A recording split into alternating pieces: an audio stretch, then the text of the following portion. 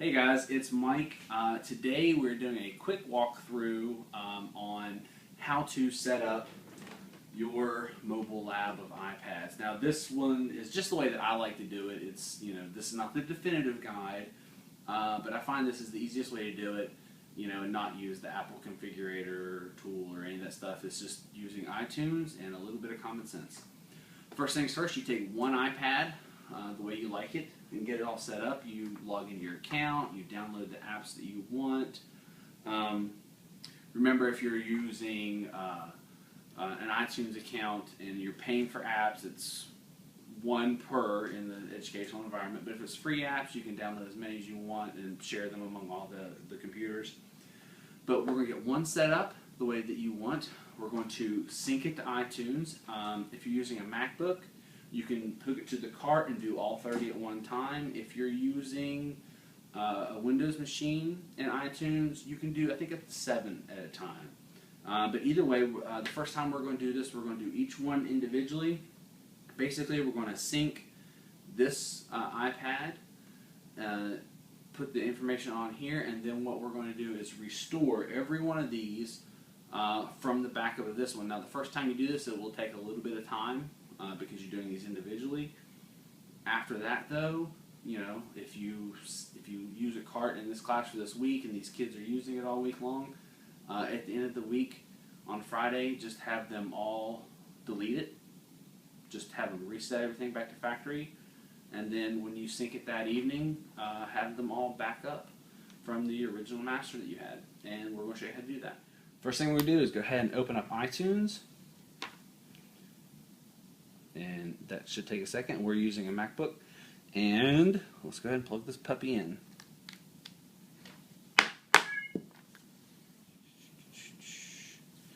It's reading the iPad right here.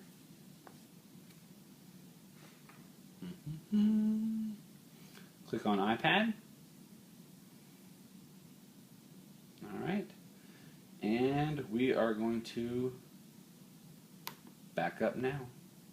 Alright, while this iPad is backing up, it's transferring all the data that we put on here, because on our iTunes account, just to have everything start from a clean start, we deleted all the apps, we deleted all the music, we deleted everything. And when we set this one up the way we want, it's going to transfer all those purchases back onto this iTunes account. Now, it's going to be on this machine locally, and you're still going to have all your app purchases still in the cloud, on your account. So you can go under the settings, go under purchases, and actually see all the apps you've ever downloaded in the past. But for a clean start, we just wiped it all out. That doesn't mean our purchases are gone, but they're just stored out there in the cloud. However, I do not recommend using iCloud for backup. If you're doing a whole cart, you've got 30-some iPads here, but you've only got 5 gigs if you're using just the one account for your school. So I always recommend backing up to the computer.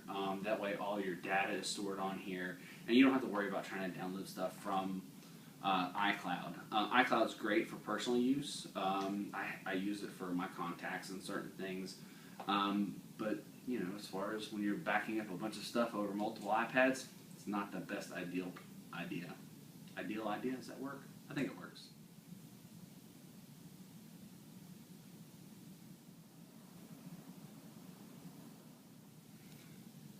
Alright, so if you want to change the names on each of the iPads, just get your mouse right over top of it and double click, and I can change this to WVCPD 1, 02, 03, 04, etc. But we've finished, it's finally finished syncing and backing up, because we make sure we click back up to this computer, and we backed up here, and then we also make sure that we synced as well. And then I always like to do, once I've got it renamed and everything done, I'm going to hit sync one more time, and it's going to run the sync, and it will go through the steps 1 through 5 or 1 through 6 fairly quickly.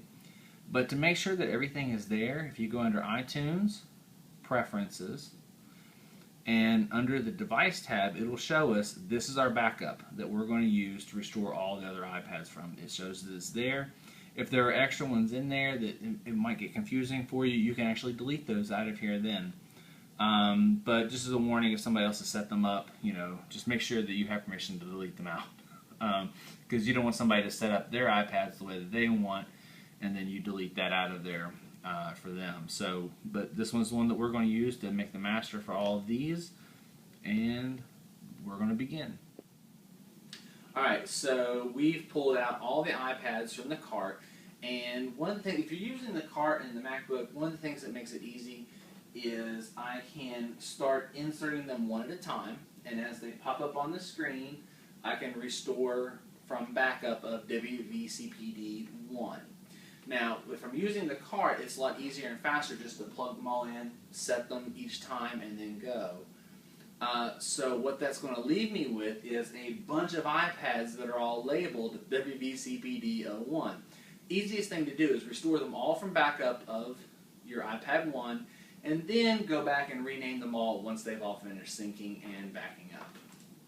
Alright guys, it has been a little while. We have updated every one of these iPads, all 30 of them, to WVCPD1, which was our original iPad that we created the backup and the restore of. And now it's time to rename them all. And the easiest way to do that, instead of going up here and trying to figure out which iPad is which on our big list of iPads, the simplest thing I've found to do is just to go through and unplug every one of the iPads, because they're all backed up, they're all ready to go. Just unplug them all, and then when you're ready, plug them in one at a time, and as they pop up on the screen, rename them. Don't plug in number 1, leave number 1 out, because they all say number 1. So I plug in number 2, and it pops up WVCPD1, I rename it WVCPD2. Plug in number 3, rename it 3. Plug in 4, rename it 4, and so on until we have all of them renamed. And then basically what that does is that gives us a restore point for every one of these iPads. Now it seems like a lot of work, and it is. We've been working at this for several hours now. And the most time-consuming part of it has been the restore part. But what that allows us to do is, now that we've done this initial setup, and we've spent these couple hours doing this, when somebody checks out one of the iPads, and they come back, if they've put their own accounts on there, they've put their own apps and things on there, and it's not the way that you left it, maybe somebody's deleted something, or you didn't have the restrictions on for this or that, or maybe they changed the wireless connection. Well, what you can do is, once that's all set up that way, you can now restore back from, not WVCPD1, but you can restore from number 4 for iPad 4, or 5 for iPad 5, and restore every one of them back to this original setting.